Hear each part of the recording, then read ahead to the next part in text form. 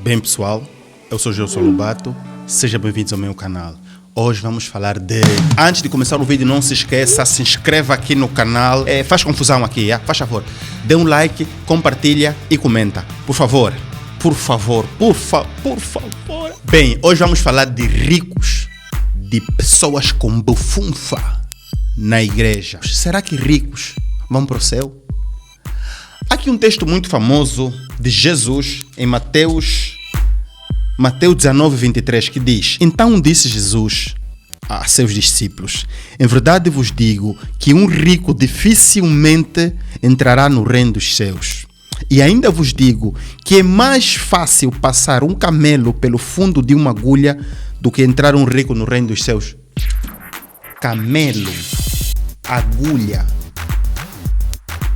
Nenhum rico vai para o céu.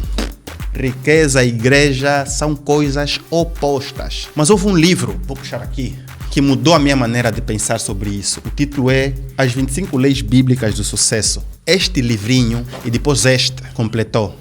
Devia ser essa a base. Mas prontos, vamos falar. Riquezas e igreja, riquezas e Deus parecem ser coisas opostas. É contraproducente às vezes para nós quando vemos alguém na igreja com muito dinheiro. Por que não dá aos pobres? Por que não sei o quê? Vem muitas questões relativas a isso, principalmente se forem pessoas que servem a igreja, líderes, pastores, para ser mais exato. É muito comum, é mais frequente vermos pobres na igreja.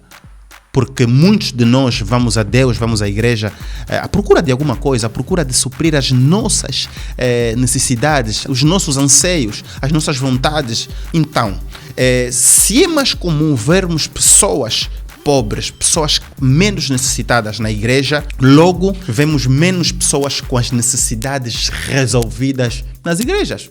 É um fato. Daí que está diretamente associada à igreja, à caridade, à beneficência, à pobreza, a hábitos de pobre. Porque nós só vamos a Deus, só vamos à igreja quando precisamos de alguma coisa. Pode não ser diretamente, mas estruturação familiar, casamento, faculdade, trabalho, casa, carro, tudo isso está ligado, doença, tudo isso está diretamente ligado a posses, a dinheiro, a condições, a bufunfa, a cumbu, a jabá, culé.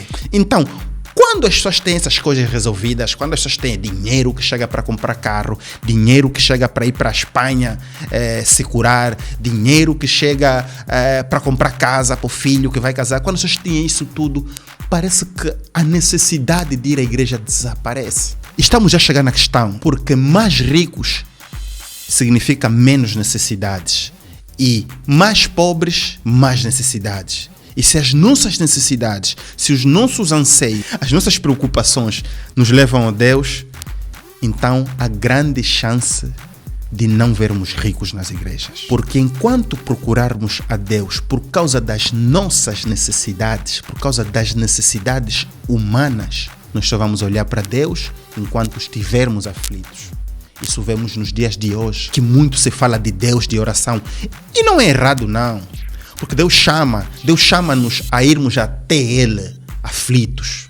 Mas então, voltamos à pergunta. Rico, igreja, rico, vai para o céu ou não vai? A minha resposta é, vai e não vai.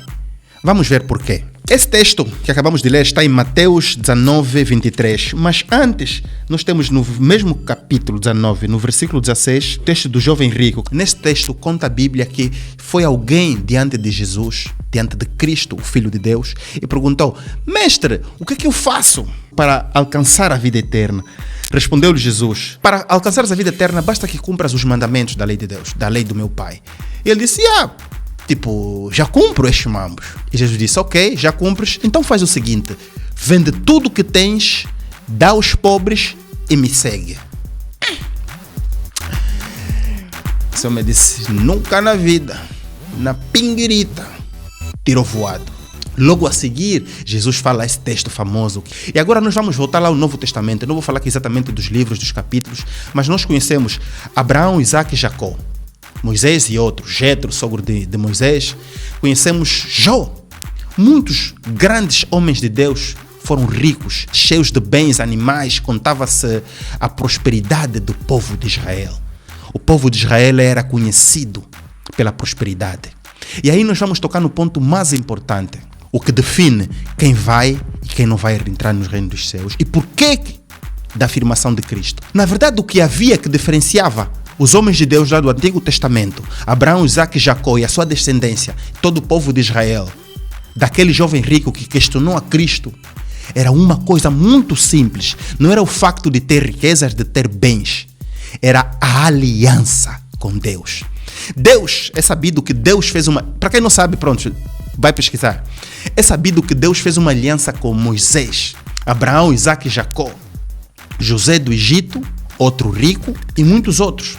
E tal como aconteceu com Jó, um homem muito rico que um dia Deus estava lá se gabar, tipo, vê meu filho é fiel, ele me ama, ele me honra. E o diabo disse assim no ouvido de Deus: Deus, esse gajo só te curte por causa do combo. Lhe tira o combo, vai ver se vai te curtir. Aí Deus disse: tira, quero ver. Lá foi o diabo, tirou-lhe tudo. Tirou-lhe os bens materiais, tirou-lhe a família. Todos os filhos morreram. E ele inicialmente disse: não, eu honro esse Deus. Se ele me deu, por que ele não pode me tirar? Isso prova uma coisa muito simples, que esse homem aqui, esse jovem rico que se conta, ele preferiu a sua riqueza em vez de seguir Cristo. Seguir Cristo aqui significa aliança com o Filho de Deus, aliança com Deus. Coisa que todos os homens no Antigo Testamento tinham antes das suas riquezas. Bem antes das suas riquezas, eles tinham uma aliança com Deus.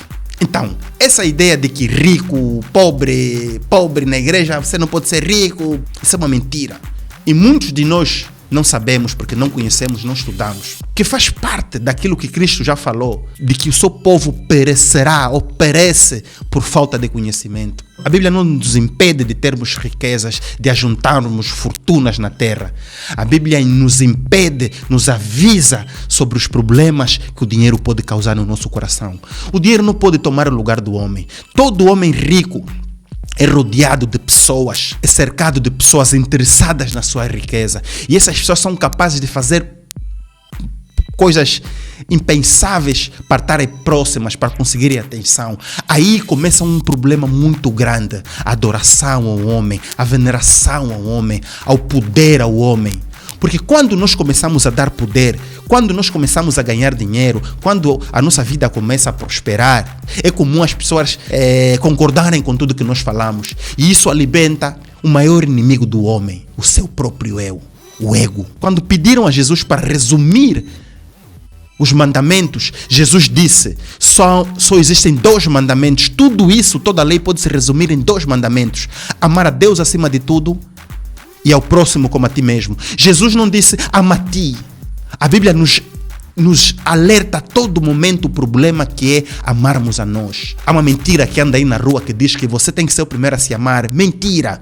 Você tem que amar primeiro a Deus e depois o próximo, nunca a nós.